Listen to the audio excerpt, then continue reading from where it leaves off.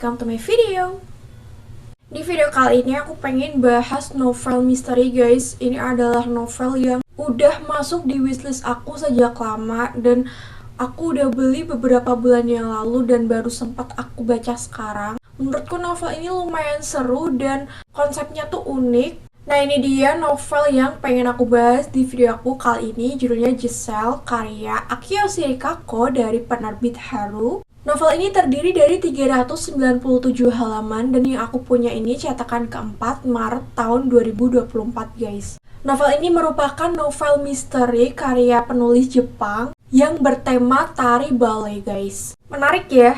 Novel ini tuh pertama kali terbit dalam bahasa Indonesia di tahun 2009, tapi masih populer sampai sekarang karena harganya pun masih cukup pricey ya. Biasanya kalau novel terbitan lama itu harganya udah turun, tapi dia tuh masih di atas 100 ribuan guys. Novel ini menceritakan tentang sebuah pertunjukan tari ballet yang berjudul Giselle. Cerita dari tari Giselle sendiri adalah seorang gadis desa yang ditipu oleh seorang pria bangsawan guys. Sebelum aku lanjut ceritanya, aku mau disclaimer dulu ya guys. Maaf kalau kalian denger bapak-bapak karaokean. Aku padahal udah record tengah malam, ini tuh lagi jam 2 pagi. Tapi suara bapak-bapak karaokean masih ada karena ini adalah malam 17-an aku waktu recordnya. Jadi pada tirakatan, pada begadang gitu.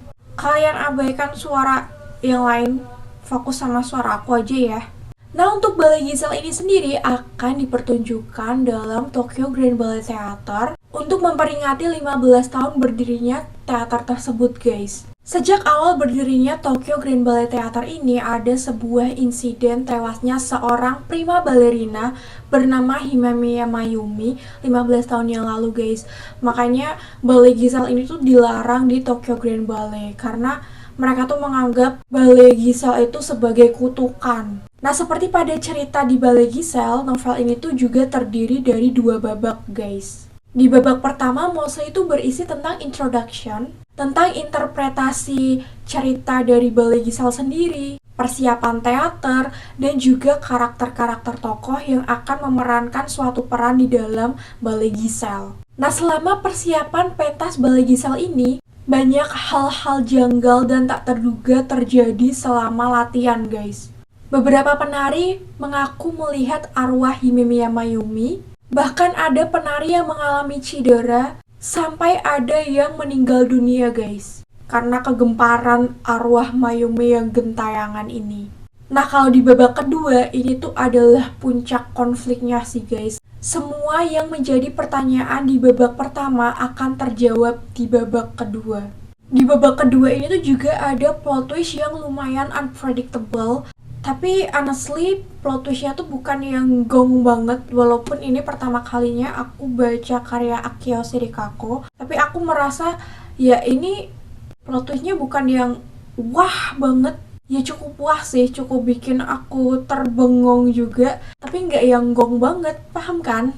Yang aku suka dari novel ini adalah dia itu tema balletnya tuh bener-bener totalitas banget. Banyak istilah-istilah ballet di sini yang aku nggak tahu karena aku sangat awam ya dalam dunia ballet, dan di novel ini tuh banyak catatan kakinya yang memberitahu kita tentang informasi atau istilah-istilah dalam ballet yang menurut aku itu bagus banget, bisa menambah wawasan aku tentang ballet. Dan karena baca novel ini juga aku tuh jadi beberapa kali googling dan tonton ballet di video di YouTube guys, karena aku penasaran tentang ballet. Lewat novel ini juga aku tuh jadi tahu gimana hektiknya persiapan dalam sebuah pertunjukan ballet yang indah itu. Karena untuk penonton paling tahunya waktu tampil, waktu teater itu berlangsung aja kan, tapi nggak tahu usaha para penarinya di balik layar. Ternyata banyak ya novel-novel Jepang yang alur ceritanya tuh ternyata bagus-bagus, dan aku menyesal kenapa aku baru sekarang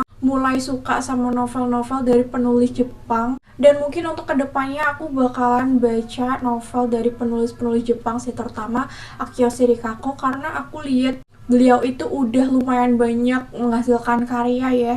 Dan ternyata membaca novel misteri itu emang seseru itu. Makanya sekarang aku lebih suka baca novel-novel misteri, crime gitu-gitu, karena seru banget guys. Untuk novel ini sendiri alurnya tuh cukup rapi, detail dan runtut. Makin dibaca makin bikin penasaran. Dan ada satu moral value yang dapat aku petik dari cerita Giselle ini guys, yaitu jangan sampai kita kalah dengan ego dan rasa iri dengki. Nah, dari kisah si tokoh utama bernama Kanon yang ada di dalam novel ini, Kanon bersama ketiga bestinya itu kan mereka saling slack gitu lah ya guys, saling apa ya namanya, berselisih paham lah ya gara-gara rasa ego dan juga iri.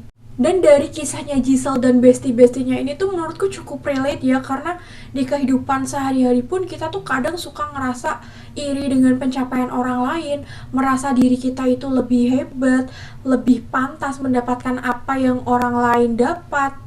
Padahal apa yang kita dapat dan apa yang orang lain dapat adalah yang udah selayaknya didapat oleh masing-masing individu, karena setiap orang memiliki porsinya masing-masing kan guys.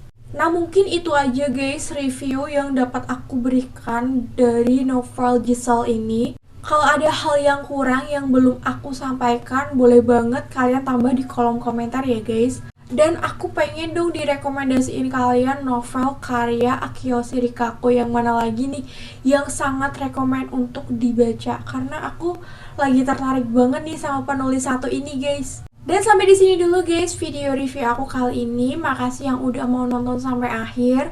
Kalau kalian suka sama videonya, jangan lupa untuk klik like dan subscribe. Share juga ke teman-teman kalian, and see you to the next video. Bye bye.